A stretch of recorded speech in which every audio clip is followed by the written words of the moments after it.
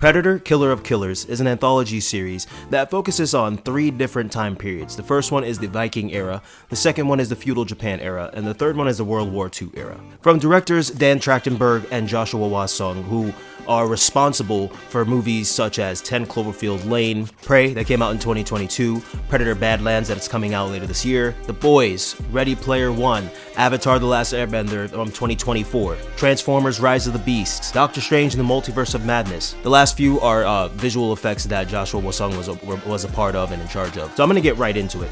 My girlfriend and I, we started the Alien franchise weeks ago because I didn't see some of them, and Alien Earth started coming out, so we were like, all right, let's watch it in chronological order. So we were watching that, and then we decided to watch Alien vs. Predator and then start watching the Predator movies, and we both hadn't seen Killer of Killers. What a phenomenal installment into the Predator franchise, but also just in general as cinema.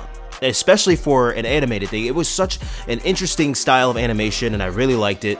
My girlfriend compared it to like the Beowulf animation, and I agree. It had that Beowulf-esque animation to it. Just such an interesting anthology series, and I love the way how it all came together at the end.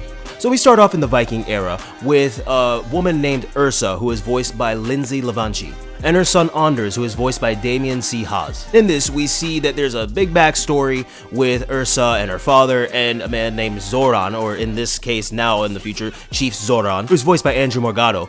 And basically, there's this whole issue and war between like the tribes and the clansmen, and come to find out that they're hunting other people and raiding villages, but then there is this other hunter who comes in, the Predator.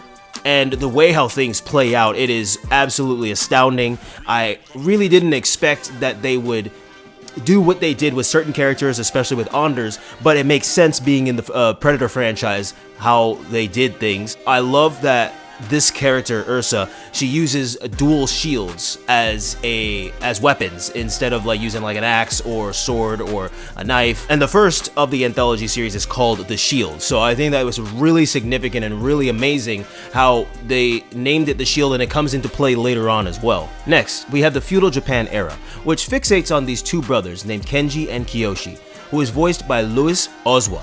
And in this one, it is pretty clear-cutter, straightforward that these two brothers were going head-to-head. They were training together when they were younger, and they had some issues growing up, and then now they face off against each other in the film. And I'm not going to go too much into what exactly happens with them and why they're facing off against each other, but while they're facing off against each other, there is a predator that comes into play. And one of the many things that I can praise about this is every single predator that was in every single era fit that era. So the Predator from the Viking era had an interesting body structure and an interesting helmet and faceplate, and the way how he carried himself and the way how he used weapons was more of like the Viking era. In the Feudal Japan era, the Predator that's used, it has like the more of like the samurai armor a little bit, not too armored, because there were still some places where they weren't armored, but more like a samurai armor, and the way how their weapon was more of like the Feudal Japan era. After the first, the shield,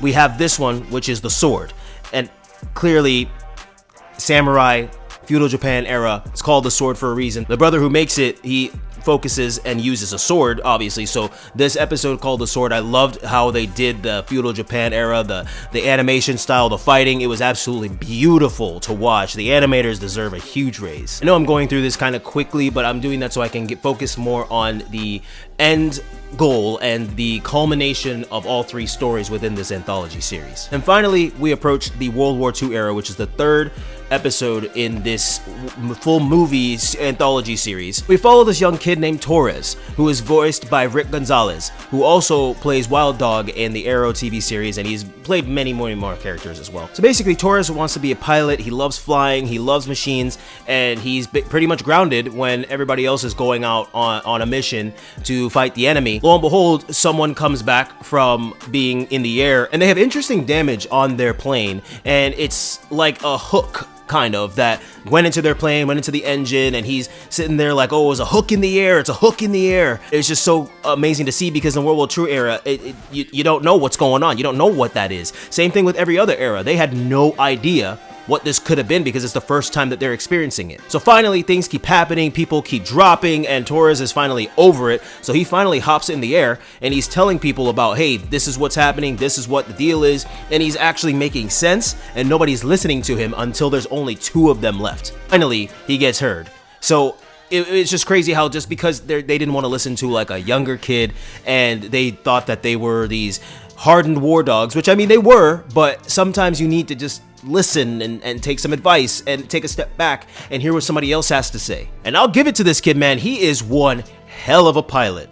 That was an amazing way to escape and then come back and fight the Predator, especially with the type of ship the Predator had. It was a nice dogfight in the air, and the fact that he did what he did, going beyond enemy lines to try and get this Predator to get hit by the enemy fire instead of him just trying to do it by himself. He used his intuition very well, and he's really good on thinking on his feet.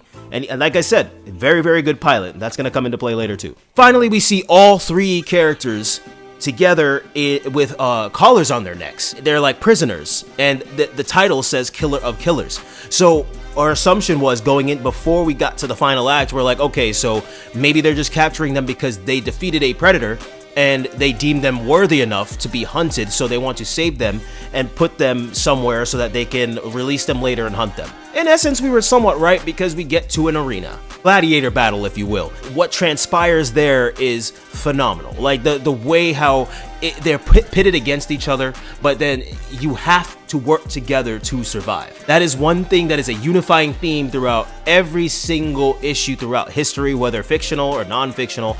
You have to work together to survive. You have to come together. There's a line in one of the Predator films that says, "The enemy of my enemy is my friend." So that is really, really, really showcased through a lot of different things, especially here as well.